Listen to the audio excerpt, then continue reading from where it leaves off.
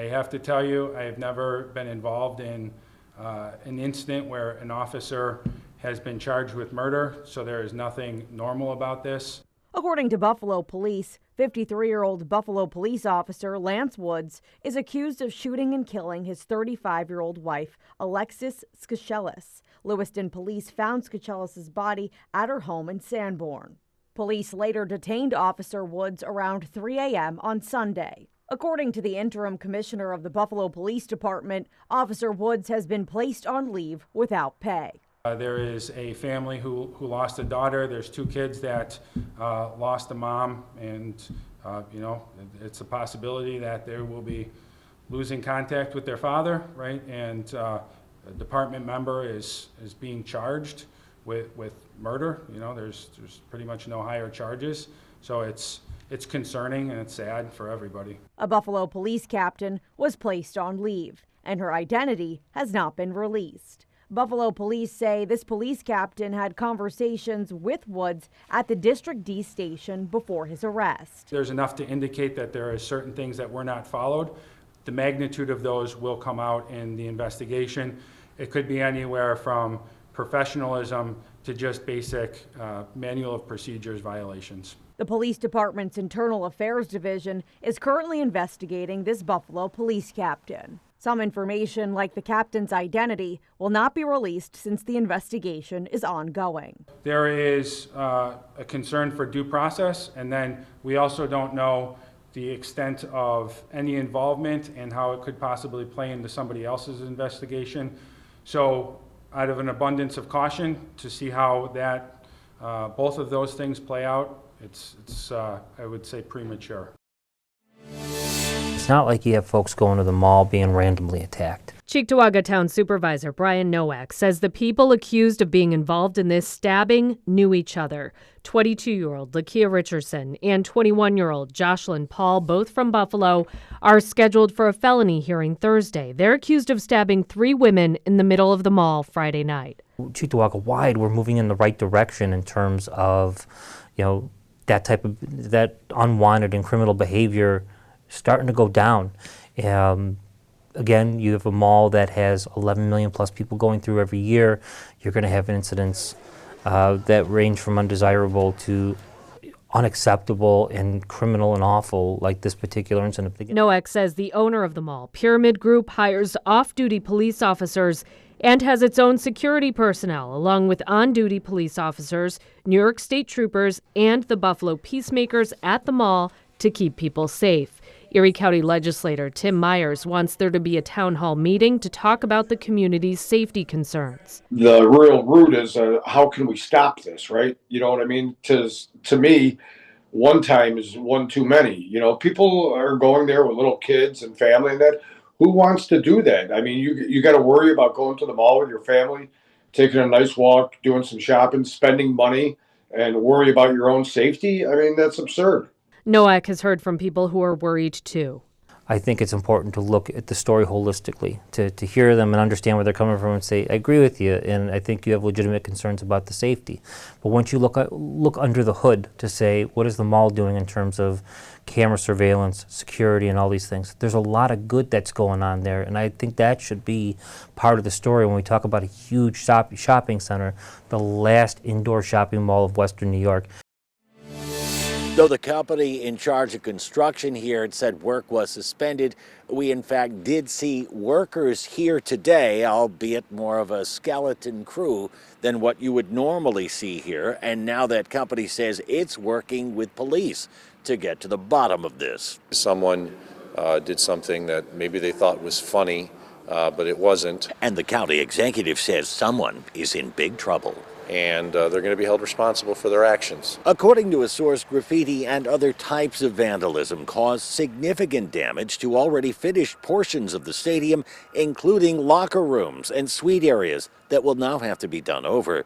The stadium is a secured construction site, which is why Poland cars, who described the graffiti as pornographic, also spoke about why they think it was an inside job. We believe it actually is someone who's been working on the site, because to get into the locations they the graffiti was at. You have to have a pass. You have to be able to enter. And while some might think suspending construction on a large site where there's lots of other work to do to be a rather draconian step, Do not want to have to stop construction, but they need to stop and figure out what's going on and apprehend the individual who's doing this. he also shared that he's been told a reward will be offered. The general assumption is the reward will probably lead to an arrest because there is a suspicion that other people know who did this, and if they believe that they can get a reward, they will turn in that individual. A union laborer leaving the site today shrugged his shoulders and said, "It's unfortunate, but we have some childish people working here." Meantime, we did reach out to the Erie County Sheriff's Office, but we only got back a statement saying, in confirming it was investigating, but nothing more. And the company in charge of construction now says despite the setback, the stadium will be finished in time this summer. On your side in Orchard Park, Dave McKinley, Channel 2 News. They applauded Governor Hochul at Buffalo City Hall in February as she visited to discuss crime rates, and today probably more claps of approval after the governor announced a total $150 million in additional state aid to her budget plan for the state cities with deficit issues subject to state lawmaker approval. Notably, it means $40 million extra for the city of Buffalo to apparently plug the city's budget hole. We're going to have to present the governor, the Senate, and the Assembly with our plan of how we're going to utilize this money, what we're going to need next year, and when are we going to be totally stable. Mayor Ryan, as a former state senator, has been lobbying since his primary election win for this extra state assistance, including his appearance last week at this Albany budget hearing with state lawmakers, and he hinted maybe the city could get even more money as lawmakers can add their own budget amendments. I've had side meetings with a lot of those people in the last 6 months, so I'm confident that what the governor proposed will be enhanced by the Assembly and the Senate. But there is definitely a wide knowledge across the state from all my former colleagues that we're in trouble. We're going to need some extra help for the next few years. Ryan says tax increases for city property owners are coming, and other enhanced revenue measures also subject to state approval, like the partial sale of the city's owned parking ramps. But he says this money from state taxpayer coffers will help cushion the blow. We can't have a profound shock to the taxpayers of the city of Buffalo, so we're going to need a soft landing. And that soft landing is in terms of is state aid. And as for any pushback, as we're seeing from state Senate Republicans on New York City's previously announced help of $1.5 billion from the state. I'm not concerned there's pushback. All the mayors of the major cities in New York are experiencing some degree of financial troubles. More than 100 Buffalo firefighters responded to this raging blaze. The former St. Anne's school was vacant. The city has put up signs warning pedestrians that it is a collapse zone. If we knock it down, we, the taxpayers, pay for it. Not on his watch, says the new Buffalo mayor. So the cost of demolition was upwards of $2 million. And that's not something that I'm going to take out of the public coffers. This is a privately owned building. We have been in touch with the owners. We have told the owners of their responsibility towards this building. The fire commissioner says there were squatters in the building, but until they get inside the building, they have no cause. The building will stay secured in its current state behind a fence. Preservationists say a portion of the exterior walls can be saved. Our priorities for this project were to, one, make sure the public is safe, two, make sure we preserve what we can preserve from this historic building, and three, not put the city out as far as having to pay for such a demolition as this would cause, as was mentioned, upwards of $2 million. The city has been in contact with the owner. This is an important component of the entire complex for St. Anne's, and we're looking forward to seeing it, a portion of it at least, preserved moving forward as they continue their development here. On your side in Buffalo, Claudine Ewing, Channel 2 News. 19-year-old Miguel Castro Jr. appeared in a town of Tonawanda courtroom this evening for a very quick yet emotional proceeding. Several of Castro's family members were in the courtroom tonight. According to the judge, Castro was indicted by an Erie County grand jury this afternoon. According to the Erie County District Attorney's Office, Castro is facing multiple charges, including murder in the second degree after he allegedly stabbed and killed his grandmother, 57-year-old Anna Moore. Castro allegedly killed Moore inside of a home on Parkhurst Boulevard in the town of Tonawanda, while 3 other children were in the home. He will remain in custody without bail. According to Castro's attorney, the defendant will be arraigned in Erie County Court, but a date has not been set at this time. On your side in the town of Tonawanda, Chelsea Swift, Channel 2 News. 1 year later, what's different? What has changed, if anything?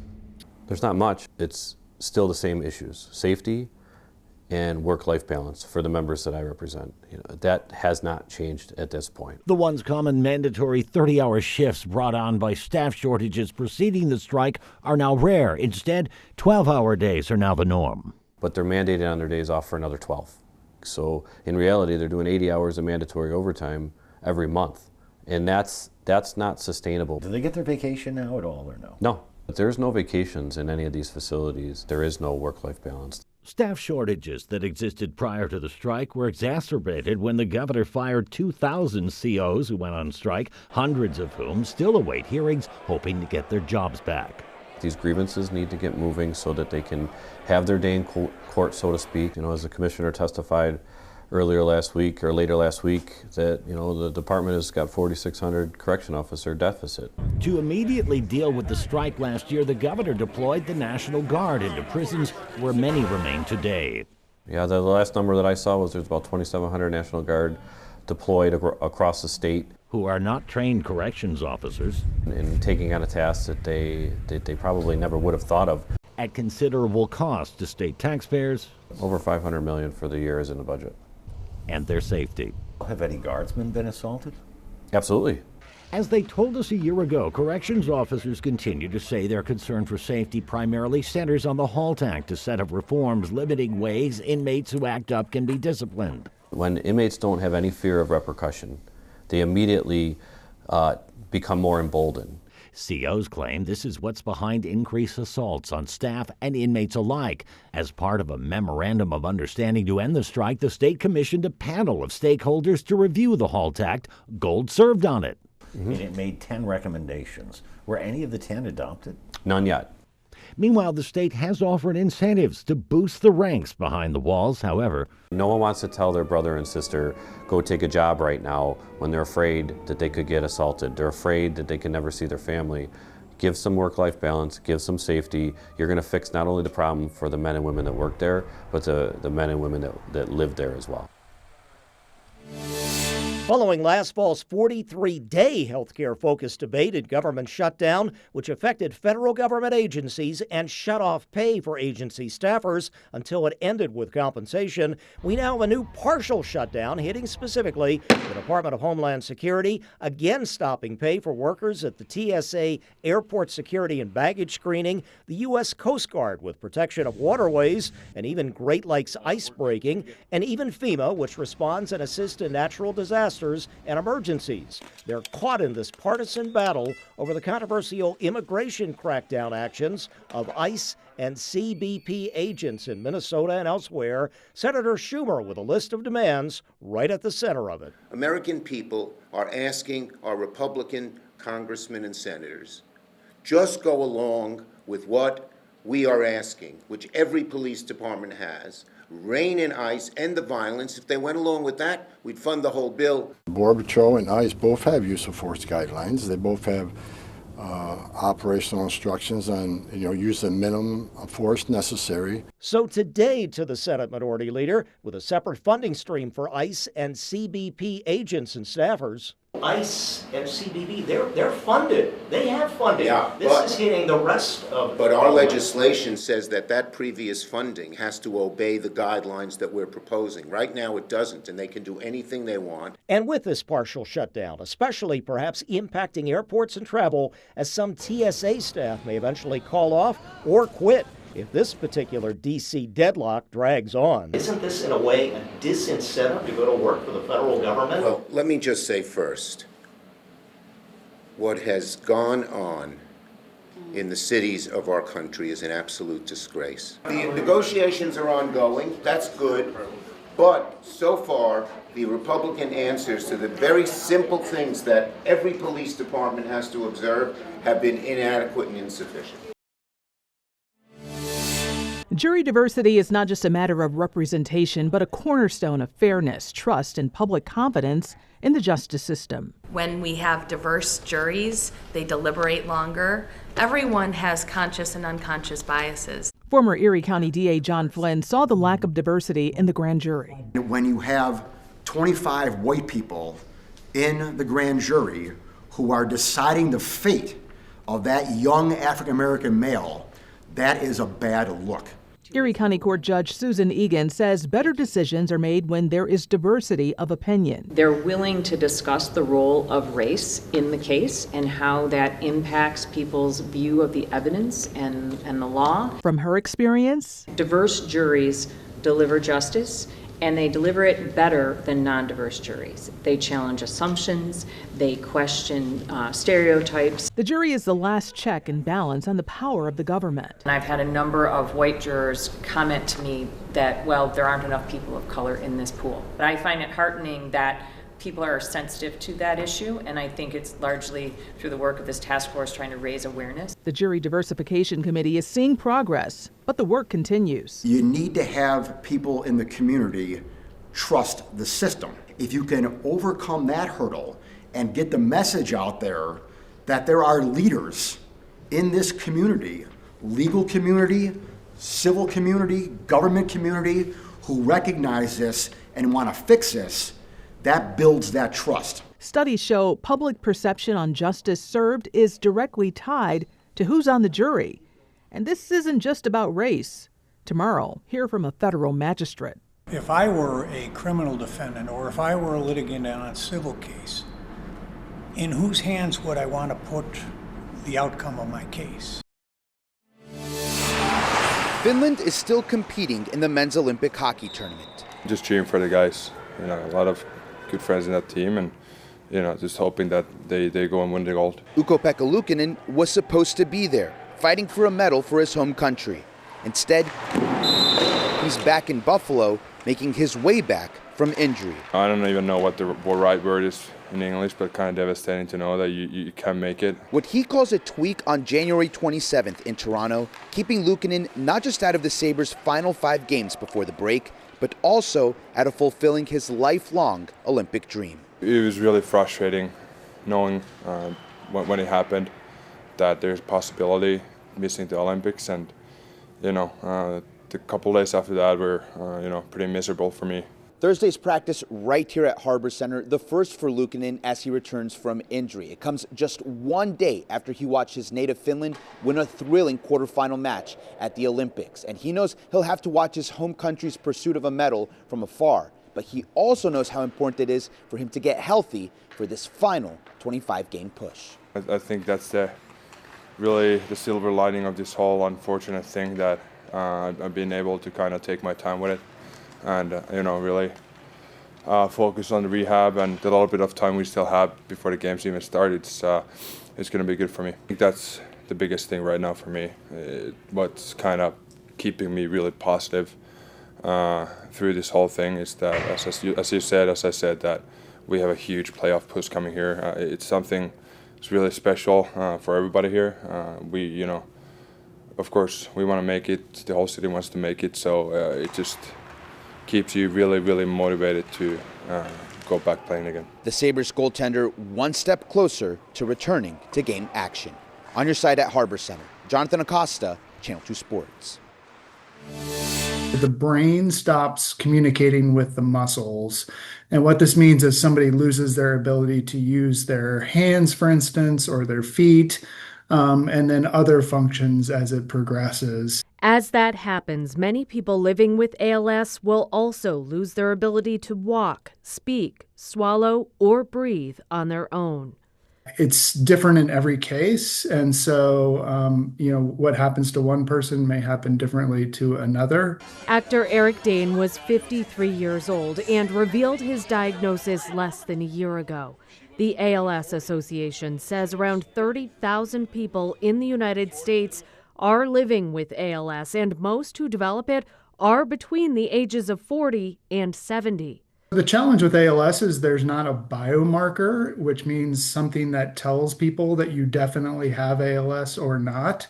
What happens usually is doctors rule out everything else. And it's sort of one of the big problems is that people aren't diagnosed until very late because they've gone through a number of tests to try and rule out other things. It is a very rare disease. As far as the research that's happening, there are signs of hope. We just had a genetic treatment in the last couple of years come online that affects about 2% of people living with ALS. But what it does is it actually slows the progression of ALS and even restores function for some people, which is something we never thought possible. And so that was something the ALS Association invested in about 20 years ago and finally made it up this way. So we're hoping to take that technology called antisense technology and use that towards potential treatments for other genetic forms.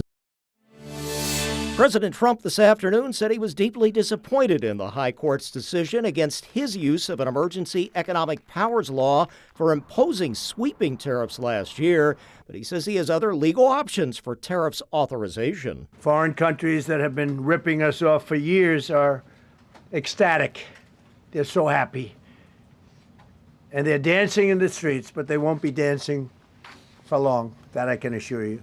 A Syracuse University expert on international trade and global economics says the president used a maximum authority approach, but agrees that the court ruling is not the final word for Trump's trade strategy. The president was using it to impose whatever tariffs he wanted on whatever country he wanted for however long he wanted. But there are laws that the president can impose tariffs under. Things like sometimes people call it TWIA, the Trading with the Enemy Act. Under these laws, the president can and has imposed tariffs for other reasons. Dr. Monarch says some of that happened in Trump's first term, and he feels the exact impact of tariffs on economic inflation is somewhat murky, and even now more uncertainty with any government revenue collected from companies from tariffs on imported products. This was one of the main arguments that President Trump made for putting the tariffs in place in the first place, was that they were bringing in a lot of tariff revenue, a lot of tax revenue, and there were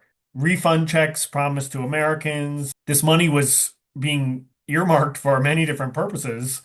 It's not at all clear what, but other companies like Costco have said, we want the money back. From a manufacturing standpoint, local surveys showing a largely detrimental tariffs impact. The tariffs became a significant roadblock and challenge. I've got one member who is going to have to spend another $1.5 million just to pay the tariffs to try to reshore jobs back to the United States.